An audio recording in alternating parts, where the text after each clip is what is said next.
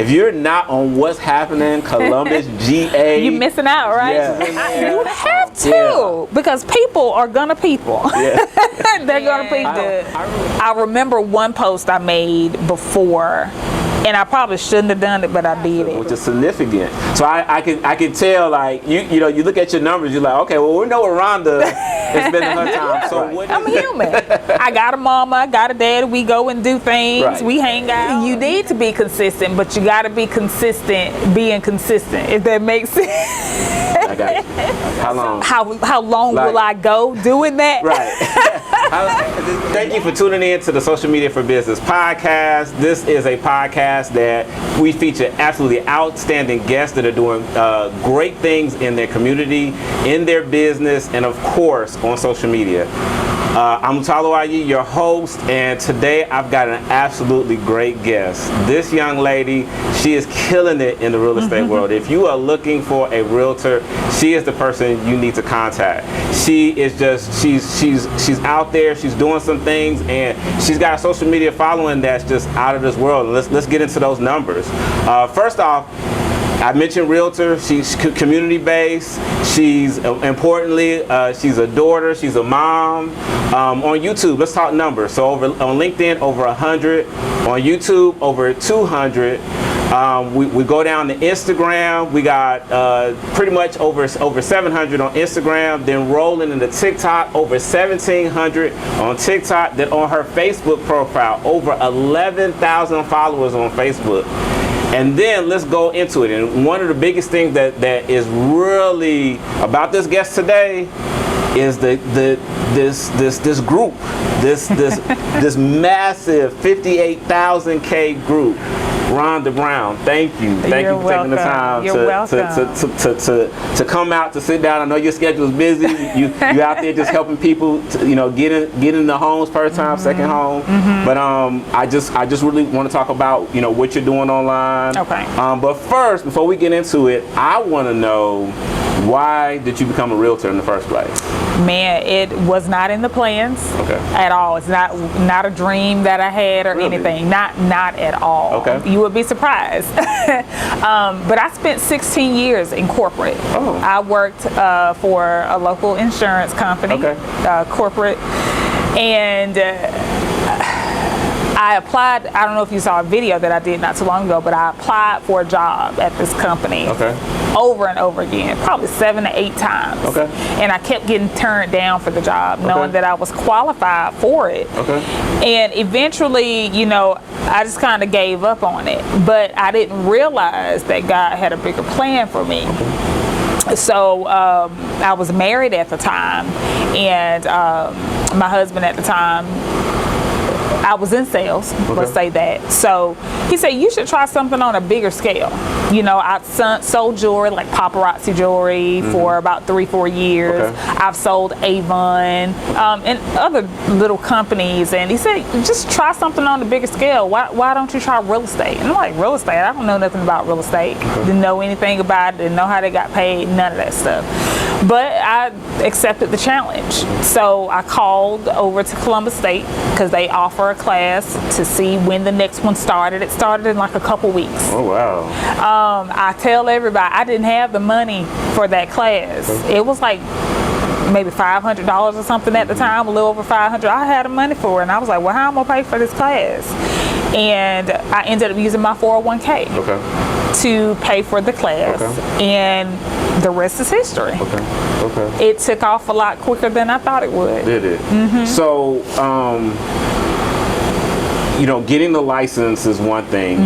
You know, a lot of people who get their, you know, become a real estate agent, there are a lot of different ups and downs. You hear a lot of stories. Some people do very well, some people don't do well. So what is it that you're doing this full time? What is it that a person can get in and be able to do it full time? Hey, I hope you're enjoying the conversation. Just wanted to take a little break. I need you to do a couple of things. First, I need you to go ahead and like and subscribe.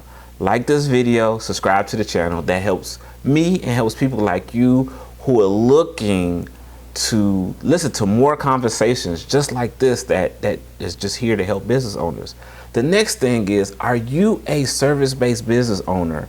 And are you struggling to grow on social media? Are you struggling to get the customers and the clients that you truly want from your social media?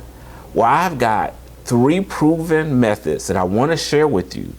These methods I use and my clients use to grow their social media and to get the customers that they want, the customers and the clients that they want.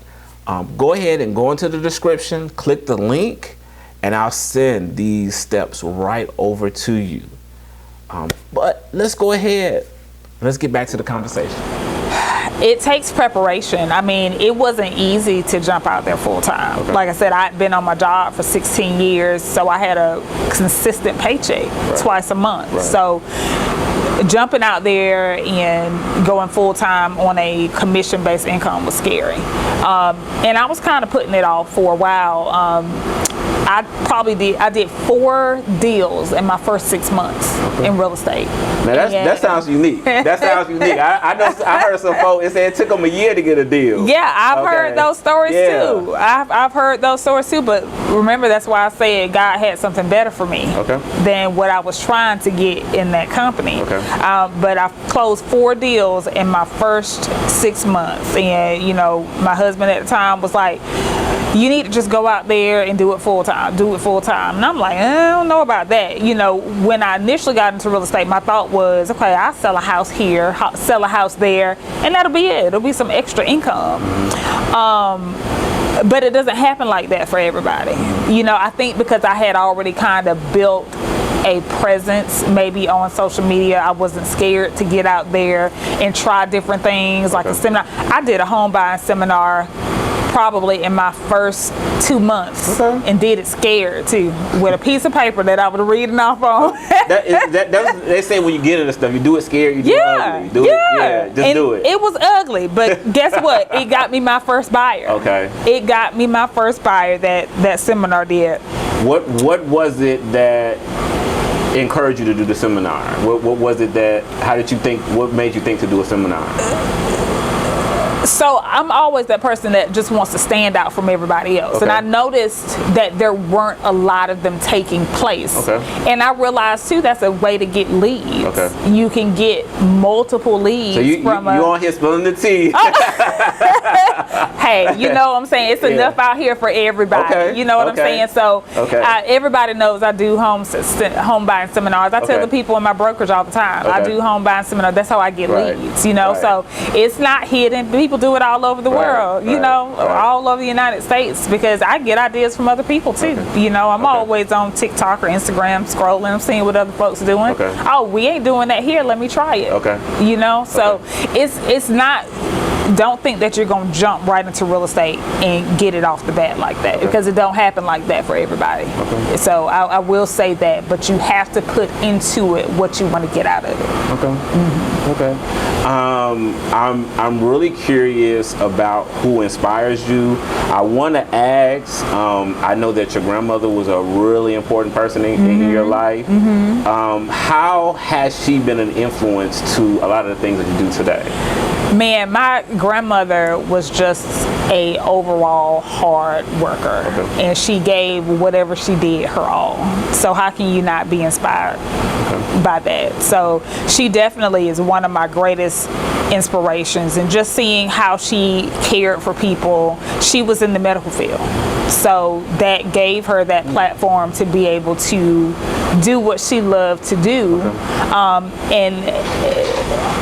What I love to do, I love to reach people. I love community. So being in real estate gives me the opportunity to do what I love. So like her, what she loved, she used that to reach other people. So I'm doing that in what I do now. Any other people that really inspire you to really just make things happen like the way you do? I think I wouldn't necessarily say it's any people. My parents, they my everything. Okay. And just watching them, how they have raised me and my siblings throughout the years, never complaining about anything, just making things happen. So I get that make things happen from them. Okay. But I will say too, as a single mother for so long, having to get out there and make things happen just instilled in me, don't ever depend on anybody else to do anything for you. Okay. You know, I have learned as I got older, there's nothing wrong with getting help when you need it. Okay. You know what I'm saying? Because you don't, you can't be so, what is the word that I'm looking for? Can you be too independent? You can't be too independent. Okay. And you know, being too independent can sometimes cause issues in different aspects of your life. You know, sometimes in business, sometimes in relationships, things like that. Being independent, you can't do everything on your own. At some point, you're gonna need some help with something, or you go crazy. Okay. So, the aspect of, you know, some of the great leaders had someone, a team, someone that helped them to get to the next level. That's right. Once you get to certain levels, in order to, I feel like in order to go further, you're going to have a strong support system and a strong team if you want to continue to grow. Okay. How important is your role as a realtor and the things that you do? How do you feel that your activity influences your daughter and your son? So I'm gonna talk about my daughter. you broke it up. Okay. I'm gonna talk about my daughter. All right. She's one of the most independent little people I ever seen in my life, and she's determined. She's driven. Okay. I may need to have her on the show. Yeah, huh? She's I would say she's partially self-employed. Okay. Works for herself. So she's a children's book illustrator. Oh, wow. She has been into art for as long as she could write. She's always drawn. I have pictures going way back now from her in like elementary school and things that she's drawn. She attended Rainey McCullers School of the Arts and was a part of their first graduating class. But I say that to say, you know, her persistence and her consistency with trying to get her work out there got her to where she is now. She knows that she had to do what she had to do to make that happen. And the way she got her big break, you know, having a platform to talk about your kids, you're always gonna do it. But she's on TikTok. She has a large following on TikTok. She made a video showcasing her artwork, and it went viral. I mean, super viral, and that's how she got her first book deal. Yeah. So she's now on like book 8 that she's working on. There's 2 of them, I believe, on Amazon right now, and some that we're still waiting to be published. But yeah. So she gets that drive and that effort from me, because that's what she's seen me do her whole life. She'll text me today and she'll be like, "Mom, I so appreciate everything that you did for me, and look at me, I'm a business owner just like you." So she looks up to me. All right. And CJ, you know, he's just CJ right now. Video games is really his only interest right now. You know, he used to be really into real estate, and he may, you know, change as he got time. Yeah, it may change once he gets out of this stage right here. But I mean, he's 10 years old. But they used to call, some of my clients used to call him Mr. CJ the Realtor. Because he would take over my showings. You know, I would always explain to my clients, hey, my son is part of this package, and he may be with me at showings and things, but he knew what his job was for every showing. So it sounds like there's inspiration on both sides. So as far as what would you think, what would you say is, if there was a top 5 most important things that someone should look for before hiring a realtor to represent them? Somebody that they can trust. And I say that because a lot of times you'll find people that are talking to 5 or 6 different realtors at a time. And I can only imagine that's because they're not trusting what somebody's saying, you know. So interview your realtor for sure. Make sure that you are a good fit for each other, that, you know, they meet all of your criteria and expectations, things that you expect from your realtor. What I try to do as a realtor is build that trust before you even get to me. You know, that's why you're going to see me on social media a lot, educating. You know, I'm very transparent and I don't mind sharing, you know, to an extent. But most of the time people come to me because they're already familiar with me, and they trust me because of the education that I provide and the transparency.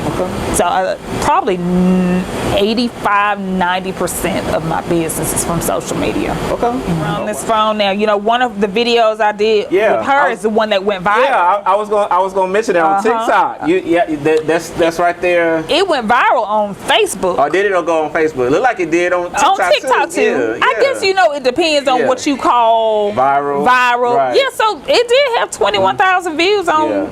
Well, anything more than, you know, 1,000 views. Somebody else told me that. The dean at CJ School was like, you know, when Rhonda make a post, it's gonna go viral. And I'm like, oh my God, because I posted the boys. Because you know, my son attends the private school.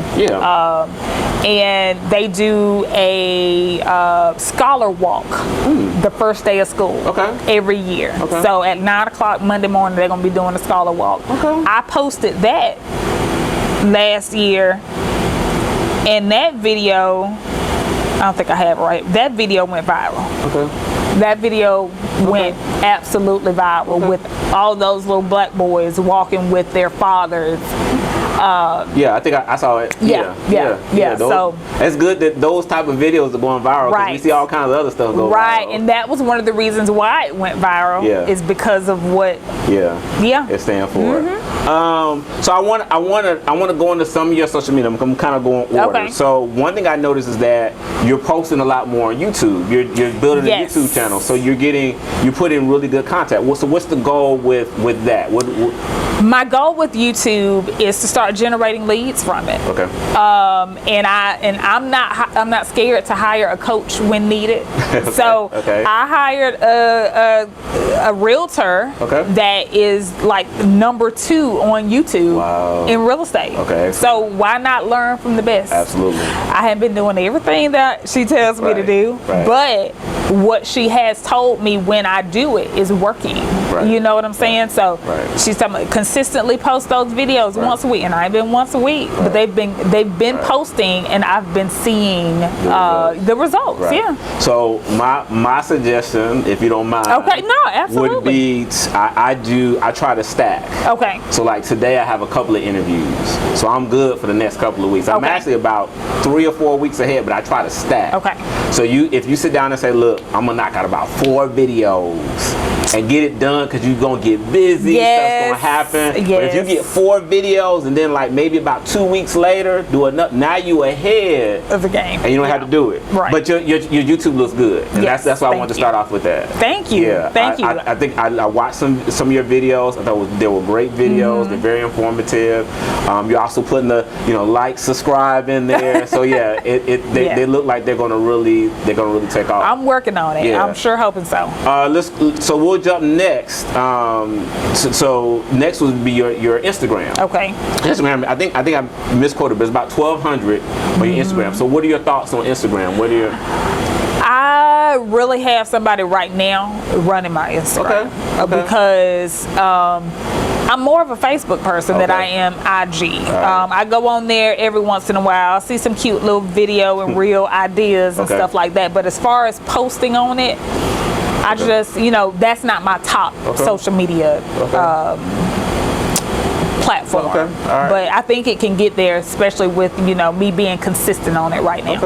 All right, so we're moving to the next level. That's TikTok. Now, TikTok. 1,700 on TikTok is a significant. Usually TikTok, you get to over the 1,000 threshold. That's pretty significant. So what about energy and TikTok? What's your thoughts on TikTok? I like TikTok. Okay. I like to do my longer form videos on TikTok because that's what people sit up there and watch TikTok like it's movies or TV. Right. So one of my most viral videos, real estate related videos on there, was one that I did about rent to own. Okay. And that video's still pushing. Okay. Yeah. Okay. Have you considered taking some of the TikTok videos and putting them on YouTube and putting it on I think you put them on Facebook. I mostly put them on Facebook. Okay. But putting them on other platforms, or just kind of the TikTok, Facebook kind of? So one of my things I guess I haven't really figured out yet is it conducive to post them all on different platforms? So that could be a discussion, but my experience is there are a lot of inconsistency. So like you said, you get a video that'll go crazy on Facebook and it may not do as much on TikTok, but sometimes it's vice versa, and you just never know. Right. So because they're different cultures, you know, Correct. and then it's a different field. Like everybody I interview, they have a different feel. That's why I'm interviewing you. It's kind of like, I look at your numbers and we could jump from TikTok and we could jump to Facebook. And then for you have a Facebook business page that's got almost 3,000 followers, but your personal kind of business page has got 11,000, which is massive, which is significant. So I can tell, like, you look at your numbers, you're like, okay, well, we know where Rhonda is spending her time. So what is it about Facebook? What's the secret with Facebook? I don't know. Maybe it's because I've been there the longest. Okay. I mean, I've been on Facebook probably 10 plus years. Okay. So with all the different businesses and stuff that I've done, that has helped to grow. Because I used to do different types of events, vendor events, back in the day, planning things. So that's how I got a lot of my following. And then of course, I just like to do the reels, and I like to use Facebook because I know I get more engagement there than I do on the other platforms. But maybe it's more people in my age range too. You know, I have heard people say that Facebook is more for the older people than it is for the younger generation. I mean, you could challenge it. You're a millennial, so you know. So you could challenge it, but I guess everybody is different. Right. Would you say, as far as the platforms, where are you getting the most leads? Facebook. Really? Okay. Are you getting leads on TikTok? So I have people to comment on my videos, especially that one. They're still commenting on that, but the issue is getting them to respond back. Okay. All right. So they're commenting. So they're commenting. How important is it how important is it? I guess it's a two-part, to respond to comments, and how often are you able to, and you and your team able to respond to comments? I try to respond to comments as quickly as possible, especially on those reels where I'm giving educational information. Because a lot of times, if people are going to take the time to watch your video and take the time to comment, then they are genuinely interested. I think. But yeah, Facebook I've just had the most success. You know, it's been interesting. I talked to a client once, and they were talking about how there were people that comment versus the people that actually DM you. And they said a lot of people who DM you don't necessarily even like or comment. I don't know if you've ever seen any type of measurement on that. Like the person that comment may or may not DM you, but the DM might come and they might not even said anything. Right, so that happens. People are watching you. Right. Whether they click in the video or not, because you can watch videos without clicking into it. That's why sometimes I try to put the captions on my videos as well, so that if you're at work and you can't turn your volume up, you don't have a earbud or something, you can read what's on the screen. But I get lots of people that say, hey, I've been watching you on Facebook, I've been following you. I've had people just inbox me, hey, I got my pre-approval letter, I'm ready to start shopping, and they've been watching me. So you would say that for anyone, no matter what the industry, posting consistently. And how often would you say it's consistent? I would say at least 2 to 3 times a day. A day. Wow. Okay. At least 2 to 3 times a day. Okay. You have to be consistent with it. Now, how long would you say that you got to the point of that 2 to 3 times a day? How long? How long will I go doing that? Right. Has it been a year, a couple of years? Has it? So you need to be consistent, but you got to be consistent being consistent, if that makes sense. I got you. So, I mean, I can't say that I post every single day. Okay. 2 to 3 times a day. Okay. But I do try to post at least maybe 8 to 10 times a week. Okay. I mean, you've 11,000 is nothing to to just right away. Right. Even having a business page that's almost 3,000. Business pages take some time to build. They do. So they do. But 11,000 is a really good number. So is it mostly video? Are you doing any text? Are you doing any graphics?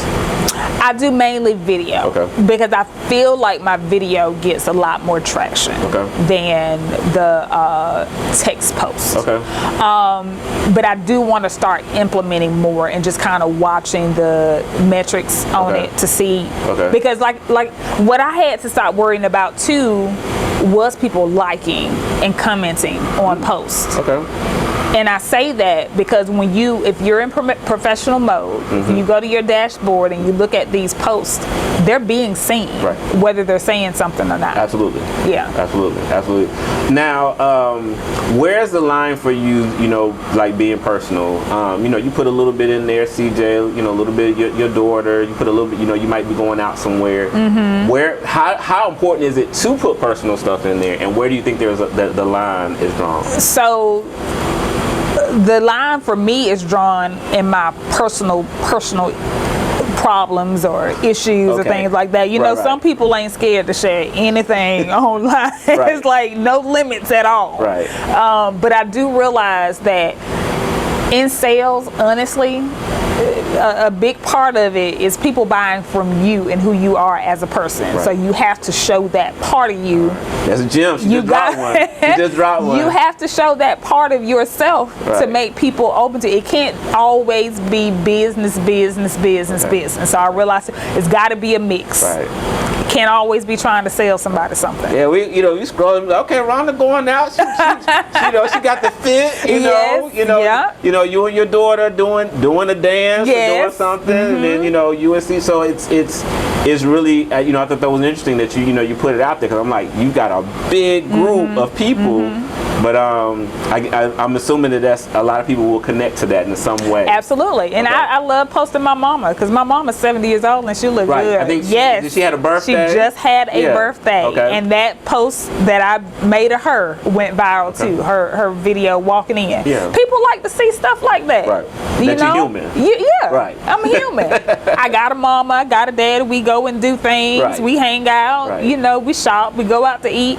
Take trips. People have to see that you are a normal person too, and that you're not just all business. Okay. All right. So let's talk about this impressive Facebook group that you have. What's happening in Columbus, Georgia? Yes. The thing that I want to point out is not only is it a massive group, but it's an engaging group. Because you get massive groups, but you don't get people are actually engaging in your group. So number one, what encouraged you to start a Facebook group in the first place? I was in a coaching program, and we were encouraged to start a community platform. So I did a little research, what's popular in other cities, what's happening, and I ran across a few groups that were like, what's happening in such and such city? And I'm like, okay, we don't have one of those here. Let me try that.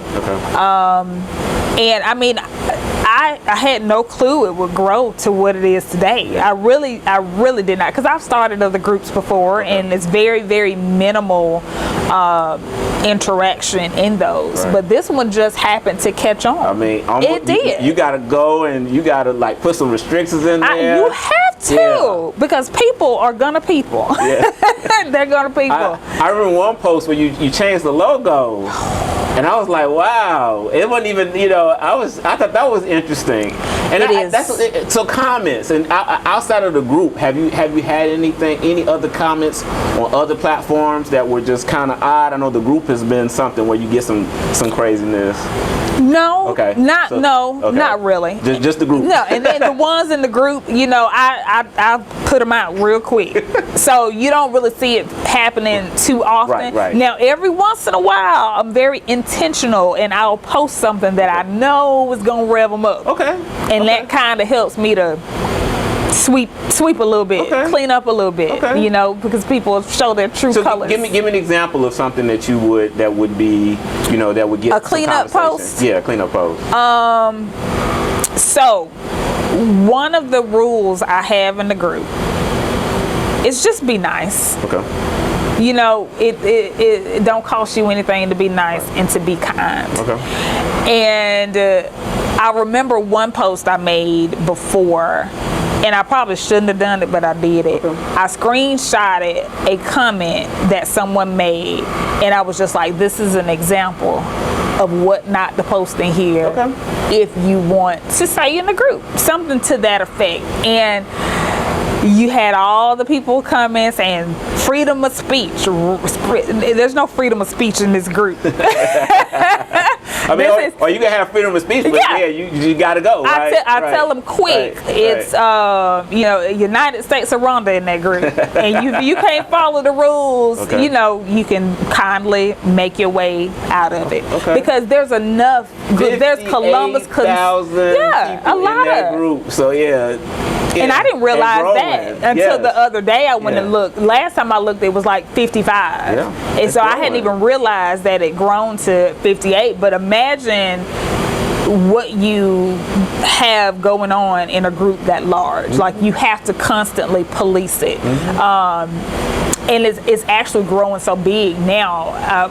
Keeping up is crazy because there's hundreds of approvals a day because I don't let the post just go in because it has to be certain types of posts. I have specific membership questions that have to be answered. Okay. You have to be within 30 miles of Columbus to be in the group because if you're not in Columbus and the surrounding areas, what you need to know what's going on in here for, and it may not be the right mindset, but I just feel like we're letting the people in our community know the events and stuff that are going on because they're the ones that are going to support these events. What do you think? There's so many groups out there, and like I said, your group is engaging. Mm-hmm. What do you think the real secret is of having an engaging group of that size? Giving the people what they need. Okay. People want to know what to do when the weekend rolls around, or they might have some free time during the week. Without having to search all over the place, you can just come to one place and find out, okay, here's what I can do this week. Here's what I see is happening in the next couple of weeks. And I really think that's what really gives the engagement in that group. Now, yes. All right, so continue from the group. Okay. So we're just saying the success of the group and being able to keep it active. Yeah, being able to keep it active, and I think one of the things that I used to do, but it just kind of got out of hand with people repeating posts, is recommendations. Okay. People come to the area. Well, what's a good dentist? Okay. It was almost just like Google at one point. Yeah. But it gets to a point to where people are asking the same questions over and over and over again instead of using the search feature. Okay. And I think that helped it to grow a lot too when I was doing that. And I may consider bringing something similar to it, but I just got to figure out a way to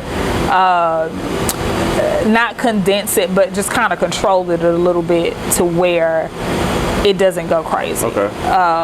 But yeah, that I think just giving people what they need help with the engagement, and it's a positive group too. Okay. We've got so many groups out there that give you all the negative, all the bad things that are going on, and I don't allow it. Okay. I don't like it. I go through, I'll police the comments when we're asking. One of the questions I have come every week, things to do this weekend. Okay, right. People say stuff like, stay inside so you don't get shot. And I'm like, I even went as far as to put in the post, events only. Right. and they still just do whatever. I just go through there and I delete. Yeah, like I think Fridays, post your business. Right, so post your business. You theme it. Themes, okay. Yeah. How has it been as a customer acquisition tool? Has that helped? Client acquisition tool. I've gotten a couple clients from it. I have. Because my goal, like I said, people needing to know you as a person, not necessarily as a person, but know you're human and you're not always trying to sell them stuff. I don't post a lot of real estate in the group because I don't want people thinking that I'm trying to spam them with real estate. Now, should I be utilizing it for some of that? I probably should. And I probably will start to incorporate some things platform in like there. this? Like a podcast platform? Like maybe I'm just putting it out there. Maybe you do short interviews or just, it doesn't have to be real estate related, but other business people, spotlights. just throw it in there because you got an audience, right? And have you been able to monetize it outside of getting clients? Have you been able to monetize it? You know what? I have not. And I get a lot of that from some people in the group too. You're just trying to make money. This is that. I ain't getting a dime from that group. But I mean, groups at some point, some people are trying to benefit in some way. They are. So but yeah, you've built a really good platform. You built you're giving really good stuff, and I have to congratulate you on that because there are very few groups. Thank you. That are engaging. Thank you. If you're not on what's happening, Columbus, GA, you're missing out, right? Yeah. Very engaging. Wow. So, what's next for you? What's next for Rhonda Brown? So, I have the Kiss Your Landlord Goodbye community. So that's my initiative. That's my whole thing,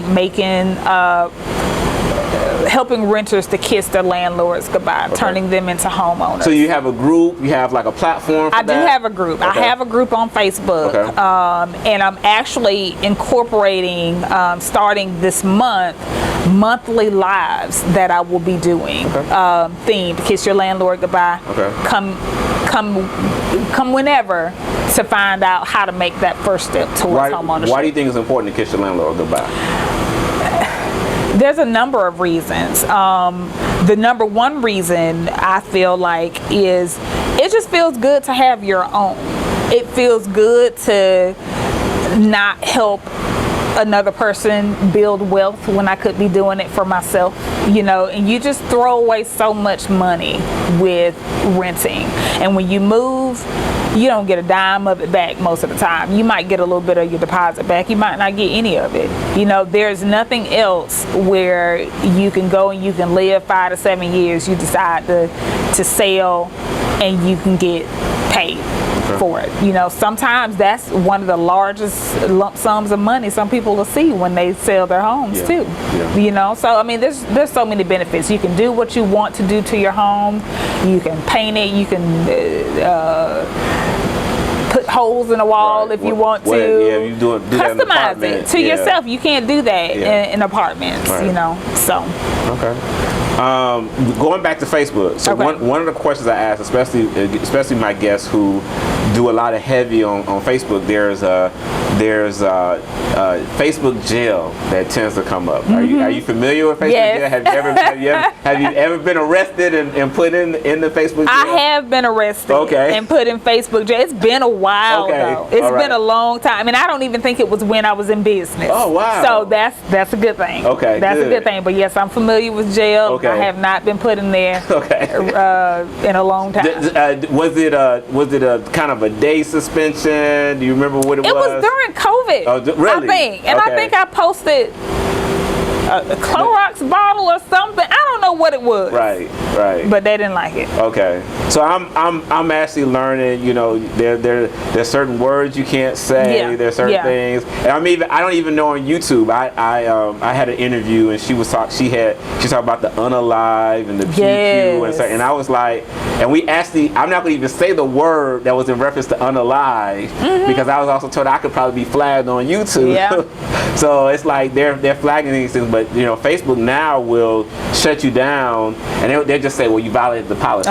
They won't even tell you. And don't really tell you what it is. But I guess if you just just stay cautious and stay right. You mentioned coaching, so you do try to get educated and find out other ways and other techniques. Yeah, well, I mean, I can't educate you if I don't receive education. Things are constantly changing, especially in the real estate world. Okay. So I always try to, as realtors, we have to take a certain amount of what's called CE classes anyway. Right. So continuing education, we have to do that anyway. Okay. But I'm always trying to find ways that I can better assist my clients. Okay. So I'm open to coaching. I go to conferences, whatever I need to do to help me grow my business and be able to help me service my clients better. I'm willing to do. Mm-hmm. So back to your social media platform. So you never really focus on a number. Like, I'm trying to get to 100,000. No. I'm trying to get to 20,000. You're just saying, hey, it's really customer acquisition, and that's pretty much the focus. Yeah, my goal has never been to get 10K followers or 5K followers and all that stuff. My goal is to just put the information out there, and if it's meant to come, it will come. So you never saw 11,000 on Facebook? You never saw almost 60,000 in a Facebook group? Never thought about it. Never thought I would see it. I think when I saw that 11K on Facebook one day, I was just like, man, that many people really following me? That many people really interested in knowing what I'm doing? So. Okay. Give them a show. Okay. All right. Give them something to see. as long as they take the time to say, hey, this is the realtor you need to choose. That's right. Okay. That's right. Okay. If there was a tip or a suggestion that you would give yourself, say 10 years ago, or the time when you first started as an agent, would there be something you would tell yourself, or you feel like the ride has been a good ride? I think the ride has been a good ride. I mean, when I got into real estate, I got into it like right before the market went crazy. So I was forced to learn what I needed to learn. Otherwise, I wasn't going to be able to have all these clients, that I had. So I think the point that I started pushed me into being able to be great. I had to be great, or I was going to lose out. Like I said, 4 closings in my first 6 months. That was 2019. 2020, while working my full-time, because I didn't leave my full-time job until 2022. Okay. 2022 was my first year full-time in real estate. Okay. So 2020, I sold, I think, 28 homes. Wow. While working full time. That was during COVID. Yeah. Yes. It was a time. COVID was a time. Do you hear me? So I would not have been able to do that if I had been, afraid to step out there and just learn what I needed to learn. I mean, I have to credit a particular agent that was willing to help me when I first started. Getting a mentor is important. Somebody that can guide you along the way, answer your questions, because your brokers aren't always available. We love to say that they are always available, but sometimes you need to have that other person that you can call, and I had that as an agent. How important do you feel like when someone's starting out, it is for them to find a coach or a mentor? What I feel like is important for a new agent to do is learn those contracts before you get out there trying to service people. And I know when people get into real estate, a lot of times, some of them are jumping into it without having any additional income. So they gotta go. And they gotta do whatever they can to bring that first client in. So they're not necessarily focusing on the education part so that they can be an asset to their client.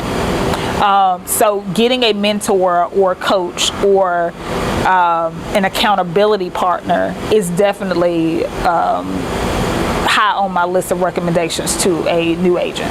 Okay. Mm-hmm. Okay. Any last thoughts? Anything you want to share to the world? I really appreciate you taking the time. You're welcome. You're welcome. I want to say this to potential homeowners. Okay. people that feel like, okay, I don't make enough money to buy a house, or I don't have, that 20% down payment that they say is required. My credit isn't good enough. I want you to know that you don't know what you don't know until you find out. Never be afraid to take that first step to know. Okay, knowledge is power is what I've always heard. So if you don't ever make that first step towards that change, you'll stay in that same spot. Okay. Well, you heard it. Mm-hmm. Social Media Podcast. Rhonda brought it out. She gave us the tea. If you stayed this far and watched it, you hear the good stuff that she's put out there. Please like and subscribe. We're gonna have more clips out. Thank you for the time. Thank you, Rhonda. You're welcome. Thank you for having me. All right.